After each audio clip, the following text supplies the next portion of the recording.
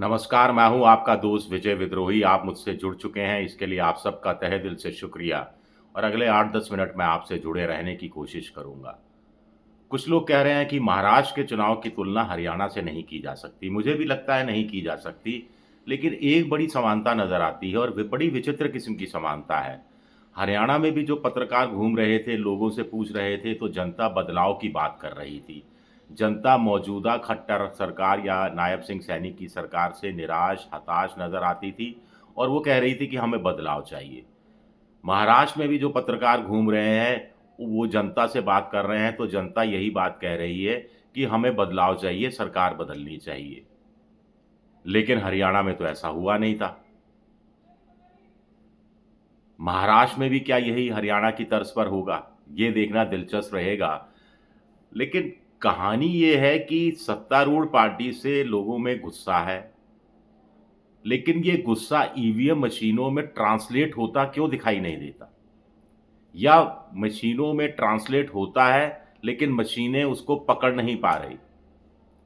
या गुस्सा बँट जाता है, निर्दलियों में बँट गया, बगावत करने वाले नेताओं में बँट गया, जाति के आधार पर कुछ गुस्सा बँट गया, कुछ समुदाय के आधार पर कुछ गुस्सा बँट गया, कुछ काम रिटर्निंग ऑफिसर ने कर दिया, कुछ काम कलेक्टर ने कर दिया, कुछ काम एसपी ने कर दिया, कुछ काम सरकारी दूसरे अन्य कर्मचारियों ने कर दिया और कुछ काम चुनाव आयोग ने कर दिया।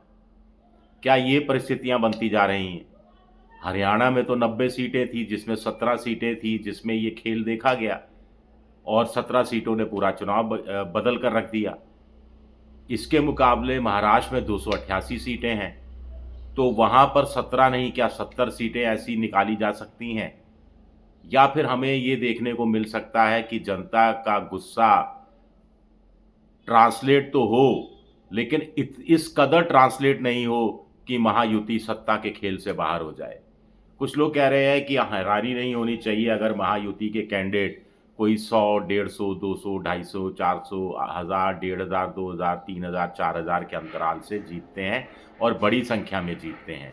पिछले चुनाव में इनकी संख्या करीब 32-33 बताई जाती थी, जो 5000 से कम अंतराल से चुनाव जीते थे। इस बार ये संख्या दुगनी हो सकती है, ढाई गुना हो सकती है। तो एक कारण ये, जिसके कारण ये बता पाना बेहद बेहद मुश्किल है कि महायुति और महाविकास अघाड़ी में कौन आगे चल रहा है, कांटे की टक्कर मानी जा रही है। अगर महाविकास अघाड़ी गुस्से को अपने पक्ष में ट्रांसलेट करने में कामयाब हुई, तो कहानी अलग होगी। अगर गुस्से को बाँटने में महायुति कामयाब हुई, तो कहानी अलग होगी।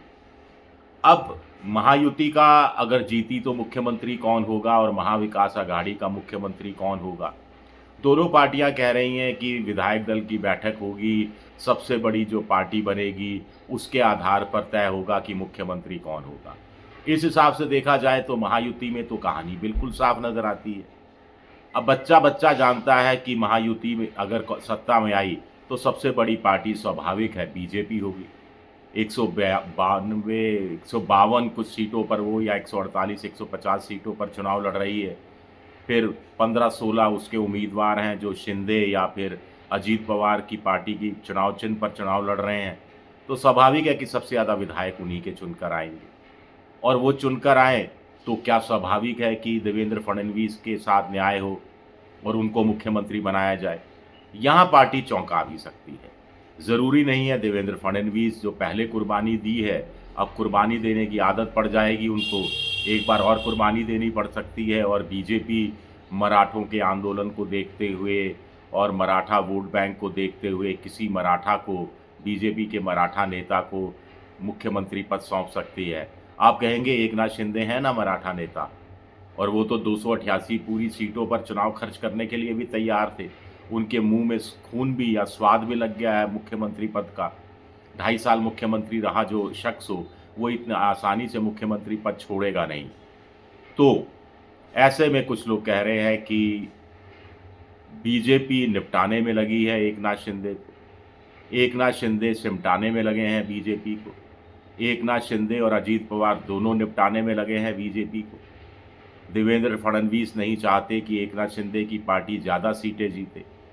इतनी कम सीटें जीते ये भी नहीं चाहते कि सत्ता की दौड़ से बीजेपी बाहर हो जाए।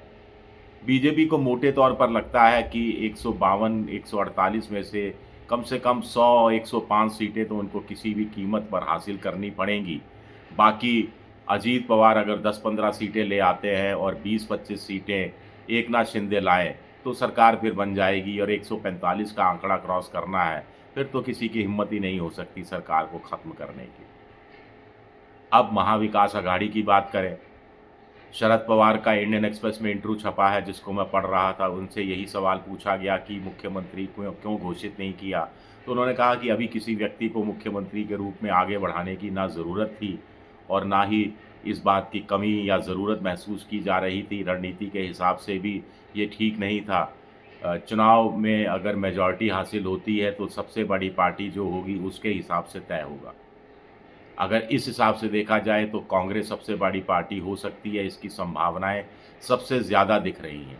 कुछ लोग कह रहे हैं कि शरद पवार हालांकि कांग्रेस के मुकाबले कम सीटों पर चुनाव लड़ रहे हैं, लेकिन उनका स्ट्राइक रेट लोकसभा चुनाव में 80% का था और अगर इस स्ट्राइक रेट को वो मेंटेन करने में कामयाब होते हैं विधानसभा चुनाव में, क्योंकि सबसे ज़्यादा गलतियां शरद पवार ने की हैं, सबसे कम बागी उनकी पार्टी से खड़े हुए हैं, सबसे कम असंतोष उनकी पार्टी में दिख रहा है और अजीत पवार 10 लाएँ, 15 लाएँ, 20 लाएँ, जितने भी विधायक लाएँ, वो पाला पलटने में एक पल की देर भी नहीं करेंगे।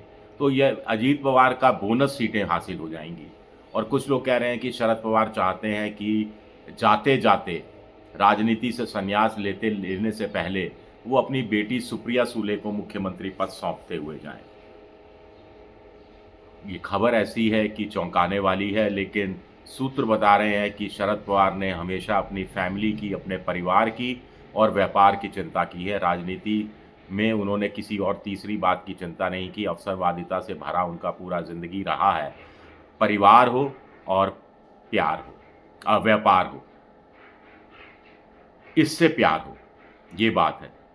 तो क्या उद्धव ठाकरे बिल्कुल हाशिए पर छोड़ दिए जाएंगे? राहुल गांधी की चलेगी तो वो चाहेंगे कि उद्धव ठाकरे मुख्यमंत्री बने।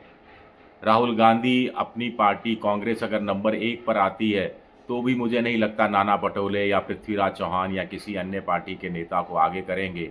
अंदर-अंदर वो सहमति दे भी चुके हैं और इंडिया पॉलिटिकल फ्रंट को आगे एक रखना अगले लोकसभा चुनाव तक, ये राहुल गांधी का उद्देश्य है, राहुल गांधी का लक्ष्य है।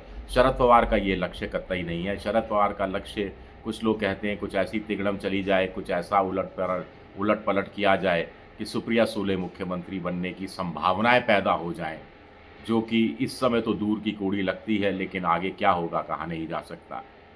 महाविकास अघाड़ी में हालांकि शरद पवार ने खुद स्वीकारा कि 10-12 बगावत करने वाले, असंतोष पैदा करने वाले लोग चुनाव मैदान में उतरे हैं। शरद पवार ने खुद ये भी स्वीकारा कि लाड़की बहना स्कीम कुछ क्षेत्रों में अच्छा काम करके दिखा सकती है, यानी बीजेपी के पक्ष में परिणाम दे सकती है। लेकिन मोटे तौर पर उनको लग रहा है कि महाविकास अघाड़ी में वोट ट्रांसफ़र आसानी से होगा। बूथ मैनेजमेंट में अगर ज़ोर दिए तो महायुति को वो क्या टक्कर देने में भी कामयाब हो पाएंगे? बड़ा सवाल उठता है। तो ये महायुति और महाविकास अघाड़ी के बारे में मुझे जो कुछ थोड़ा बहुत जो इधर-उधर से जानकारी मिली, मुझे लगा कि आपके साथ शेयर कर दूँ। वीडियो पसंद आए तो लाइक कीजिए, सब्सक्राइब कीजिए, शेयर कीजिए और आप मेंबरशिप ड्राइव में भी जा सकते हैं। मेरी आर्थिक मदद की भी कोशिश कर सकते हैं। शुक्रिया, बहुत-बहुत शुक्रिया।